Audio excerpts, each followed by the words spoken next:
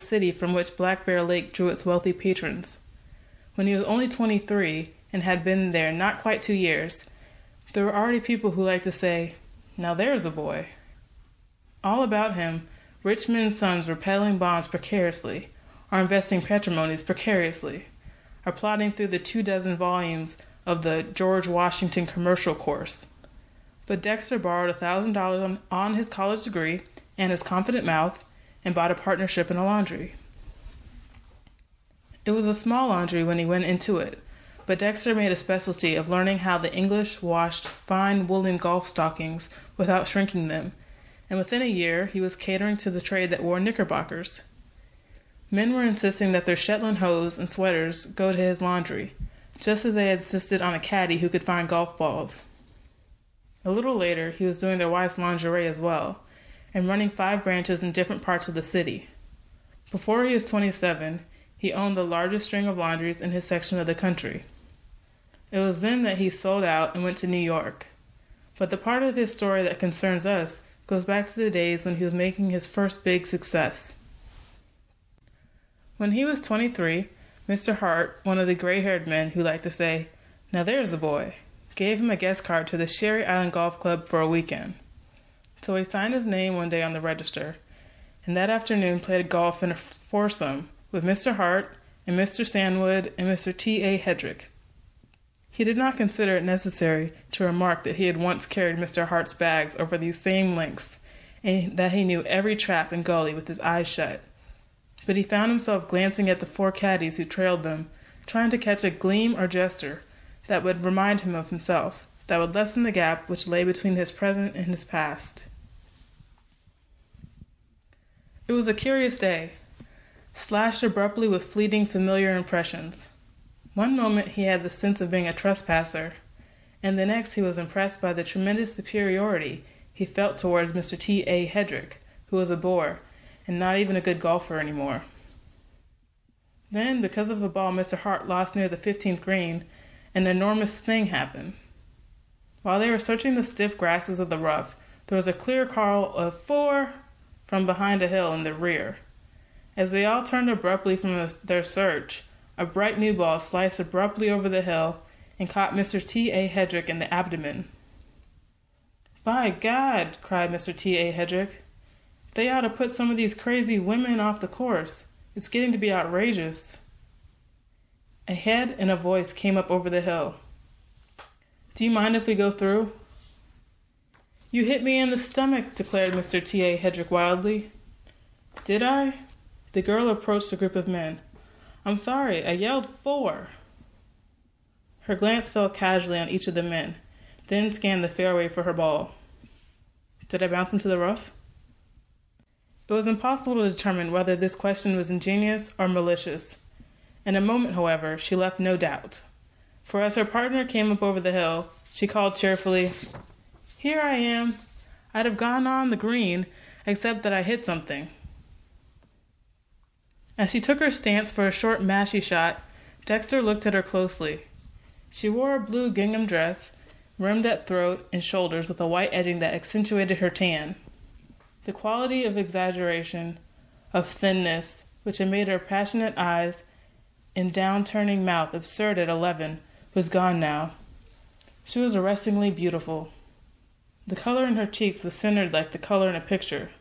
It was not a high color, but a sort of fluctuating and feverish warmth, so shaded that it seemed at any moment it would recede and disappear.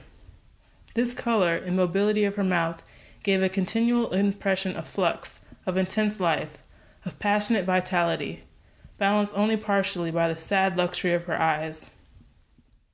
She swung her mashie impatiently and without interest, pitching the ball into a sand pit on the other side of the green. With a quick, insincere, and careless "Thank you," she went on after it. "That Judy Jones," remarked Mr. Hedrick on the next tee, as they waited some moments for her to play on ahead. "All she needs is to be turned up and spanked for 6 months, and then to be married off to an old-fashioned cavalry captain." "My God, she's good-looking," said Mr. Sandwood, who was just over 30. "Good-looking!" cried Mr. Hedrick contemptuously. "She always looks as if she wants to be kissed. turning those big cow eyes in every calf in town.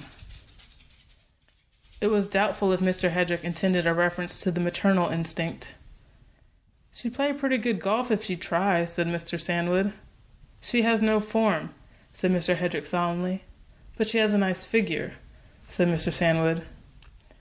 "Better thank the Lord she doesn't drive a swifter ball," said Mr. Hart, winking at Dexter.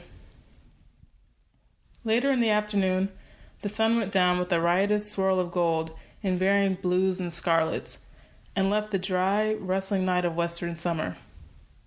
Dexter watched from the veranda of the golf club, watched the even overlap of the waters in the little wind, silver molasses under the harvest moon. Then the moon held a finger to her lips, and the lake became a clear pool, pale and quiet. Dexter put on his bathing suit and swam out to the farthest raft, where he stretched dripping on the wet canvas of the springboard. There was a fish jumping and a star shining, and the lights around the lake were gleaming. Over on a dark peninsula, a piano was playing the songs of last summer and of summers before that, songs from Chin Chin and the Count of Luxembourg and the Chocolate Soldier. And because the sound of a piano over a stretch of water had always seemed beautiful to Dexter, he lay perfectly quiet and listened. The tune the piano was playing at that moment had been gay and new 5 years before, when Dexter was a sophomore at college. They played it at a prom once, when he could not afford the luxury of proms, and he had stood outside the gymnasium and listened. The sound of the tune precipitated in him a sort of ecstasy, and it was with that ecstasy he viewed what happened to him now. It was a mood of intense appreciation, in the sense that, for once, he was magnificently attuned to life, and that everything about him was radiating a brightness and a glamour he might never know again. A low, pale oblong detached itself from the darkness of the island, spitting forth the reverberant sound of a racing motorboat. 2 white streamers of cleft water rolled themselves out behind it, and almost immediately the boat was beside him, drowning out the hot tinkle of the piano and the drone of its spray. Dexter, raising himself on his arms, was aware of a figure standing at the wheel, of 2 dark eyes regarding him over the lengthening space of water. Then the boat had gone by and was sweeping in an immense and purposeless spray of water round and round in the middle of the lake. With equal eccentricity, one of the circles flattened out and headed back towards the raft. "Who's that?" she called, shutting off her motor. She was so near now that Dexter could see her bathing suit, which consisted apparently of pink rompers. The nose of the boat bumped the raft, and as the latter tilted rakishly, he was precipitated towards her. With different degrees of interest, they recognized each other.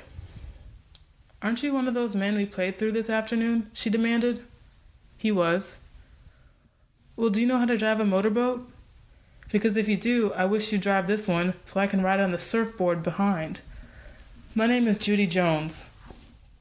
She favored him with an absurd smirk, rather, what tried to be a smirk, for, twist her mouth as she might, it was not grotesque.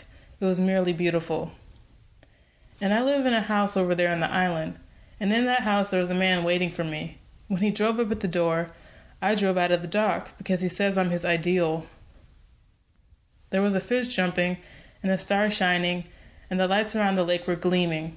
Dexter sat beside Judy Jones, and she explained how her boat was driven. Then she was in the water, swimming to the floating surfboard with a sinuous crawl. Watching her was without effort to the eye, watching a branch waving or a seagull flying. Her arms, burned to butternut, moved sinuously among the dull platinum ripples, elbow appearing first, casting the forearm back with a cadence of falling water, then reaching out and down, stabbing a path ahead. They moved out into the lake, turning. Dexter saw that she was kneeling on the low rear of the now up-tilted surfboard. "Go faster," she called. "Fast as it'll go." Obediently, he jammed the lever forward, and the white spray mounted at the bow. When he looked around again, the girl was standing up on the rushing board, her arms spread wide, her eyes lifted towards the moon. "It's awful cold," she shouted. "What's your name?" He told her. Well, why don't you